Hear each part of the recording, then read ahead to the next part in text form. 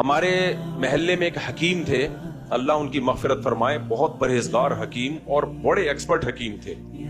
خود بھی 90 یا 99 سال میں جا کے فوت ہوئے ہیں. وہ حکیم تھے نا، ان کو علاج کا، دواؤں کا پتا تھا، جڑی بوٹیوں کا پتا تھا. مجھے بہت ساری دوائیں کا ان سے پتا چلا ہے. تو اب ایسا نہ ہو کہ حکیموں کے پاس چلے جائیں، فراڈ بہت ہے اس میں. جب تک کوئی ایکسپرٹ حکیم نہ ہو علاج نہ کرایا کریں اس سے. لیکن وہ واقعی صحیح حکیم تھے. تو ان کی عمر کتنی؟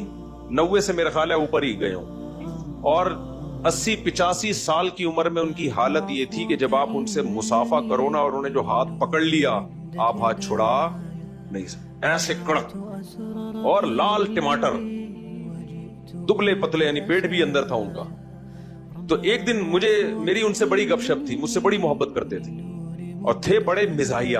جو آدمی خوش ہوتا ہے نا تو اس کی طبیعت میں مزاح بھی ہوتا ہے. ان کا خیال یہ تھا میں اپنے والد صاحب کا سب سے چھوٹا بیٹا ہوں، جبکہ مجھ سے چھوٹے ایک میرا بھائی بھی تھا. ایک دن میرے بھائی کو دیکھ لیا، کہنے لگے تو پورا پلا پلایا یا تو ابھی پیدا ہوا ہوتا، یہ تو آپ کا ایک اور بھائی اور ہے بھی پورا پلا ہوا.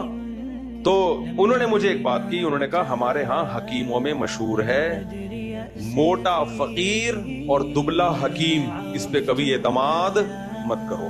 اس لیے کہ اگر فقیر موٹا ہے تو کم بخت، تو غریب ہے تو اتنا چربی کہاں سے آ رہی ہے تیری باڈی میں؟ اس کا مطلب تجھے اضافی پراٹھے کھانے کو بھائی مل رہے ہیں. تجھے غربت میں تو دبلا ہوتا ہے انسان. تجھے اضافی کھانے کو مل رہا ہے، تو صرف اپنے نہیں کھا رہا، دوسروں کے بھی کھا رہا ہے، اس لیے اتنا موٹا ہو گیا.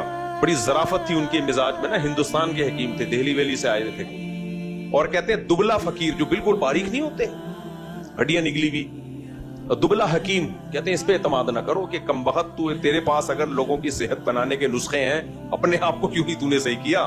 اس کے بعد سے نا مجھے کئی حکیم نظر آئے کسی کے دانتوں میں کیڑے لگے ہوئے ہیں، کوئی بات کر رہا ہے تو ٹیڑے منہ سے بات کر رہا ہے، چلا نہیں جا رہا اس سے، اس کا اپنا الائنمنٹ آؤٹ ہوئی ہوئی ہے. جب میرے پاس آتے تھے، مفتی صاحب میں بڑا حکیم ہوں اور یوں ہوں، میں سوچتا تو مجھے پتا ہے تو بہت بڑا تو ہے لیکن حکیم نہیں، پھینکو ہے.